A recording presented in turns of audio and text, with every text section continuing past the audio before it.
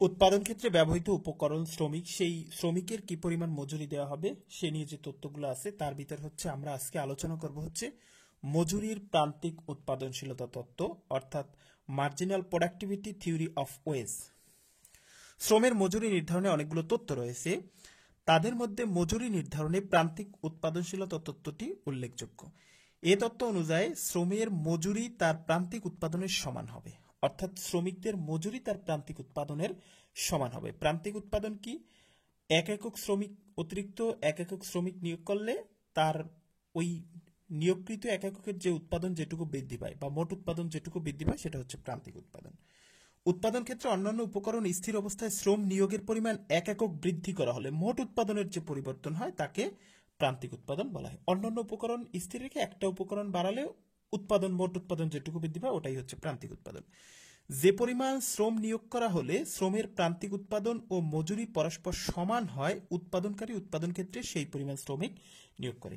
বিষয়টা আমরা একটু একটা উদাহরণের সাহায্যে বুঝি। আর ধরে নিলাম যে উৎপাদন ক্ষেত্রে হচ্ছে 10 জন শ্রমিক আছে, এই 10 জন শ্রমিক মিলে মোট উৎপাদন করে ধরলাম 25 একক। 10 জন শ্রমিক মিলে 25 একক উৎপাদন করে। এখন শ্রম নিয়োগের পরিমাণ একজন বাড়ানো হইল, অর্থাৎ শ্রম নিয়োগের পরিমাণ করা হইল 11 একক।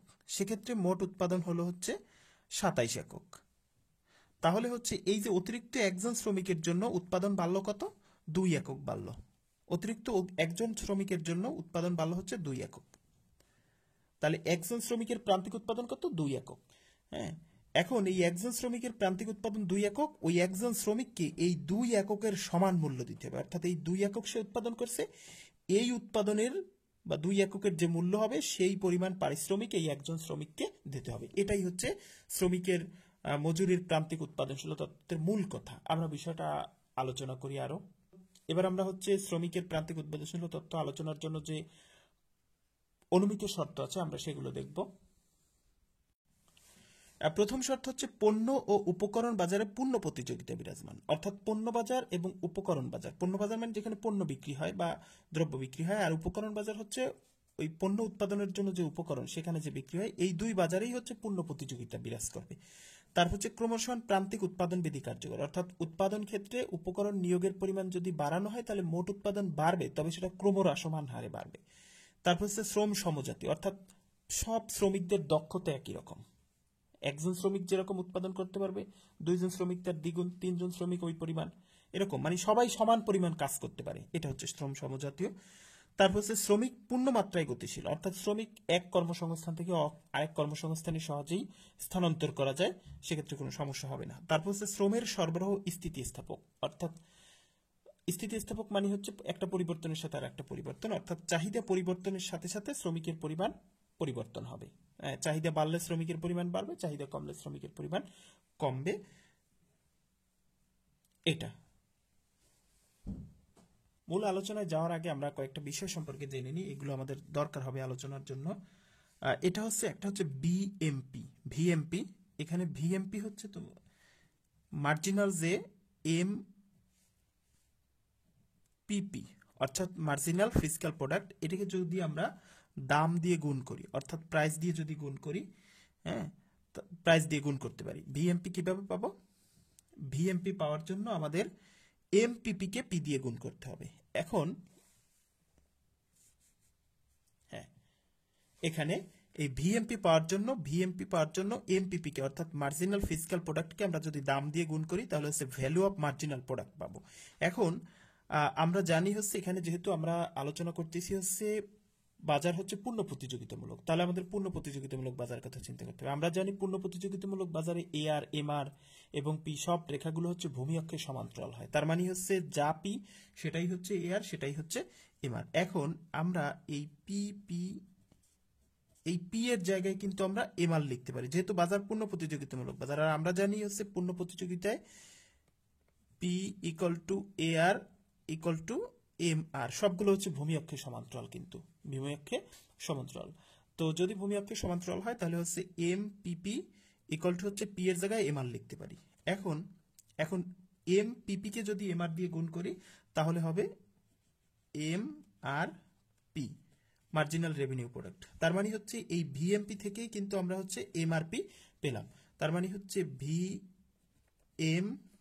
পি ইজ ইকুয়াল টু হচ্ছে এম আর পি, সবগুলো হচ্ছে ভূমি অক্ষে সমান্তরাল হবে যেহেতু পূর্ণ প্রতিযোগিতামূলক বাজার।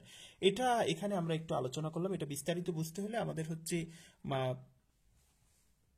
এই ভিডিওর যে প্লেলিস্ট আছে সেখানে হচ্ছে ভিএমপি এবং এমআরপি এর সম্পর্ক, ওই ভিডিওটা দেখতে হবে। এবার আমরা হচ্ছে বাকি আলোচনা করি।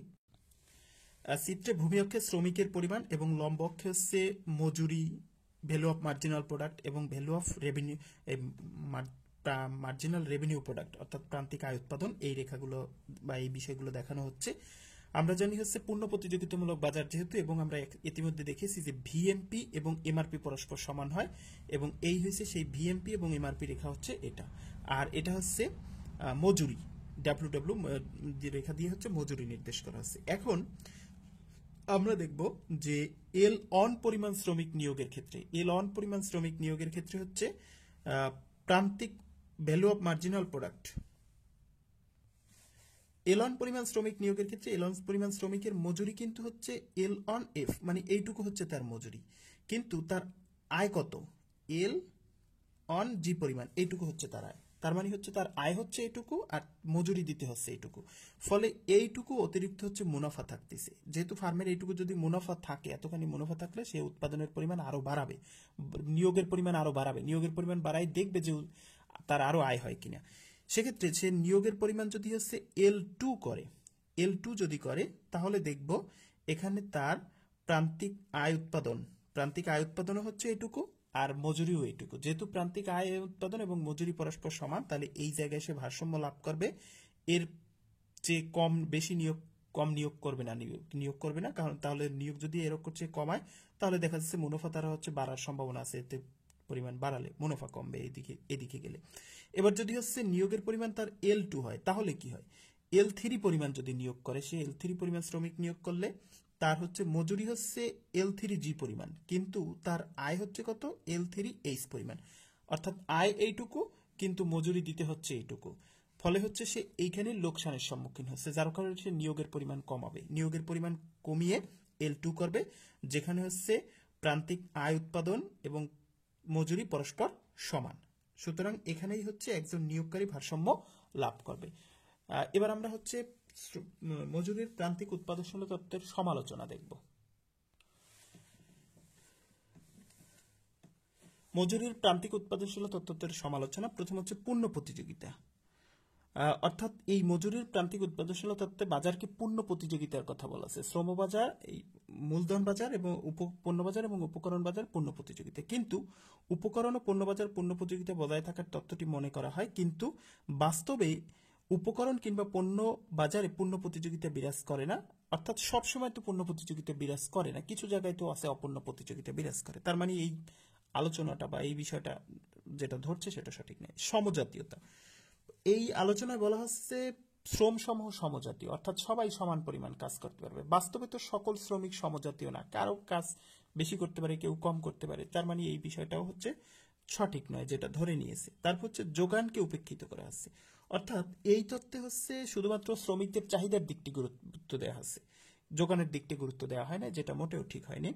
তারপর হচ্ছে শ্রমের গতিশীলতা, অর্থাৎ এ তত্ত্ব অনুযায়ী শ্রম সম্পূর্ণ গতিশীল, কিন্তু বাস্তবে গতিশীলতার ক্ষেত্রে নানা ধরনের বাধা বিঘ্ন পরিলক্ষিত হয়। সব শ্রমিক সব ক্ষেত্রে কাজ করতে পারে না, সব সেক্টরে সব শ্রমিক চাইলেই কাজ করতে পারে না, তার মানে গতিশীলতা একটু সমস্যা রয়েছে।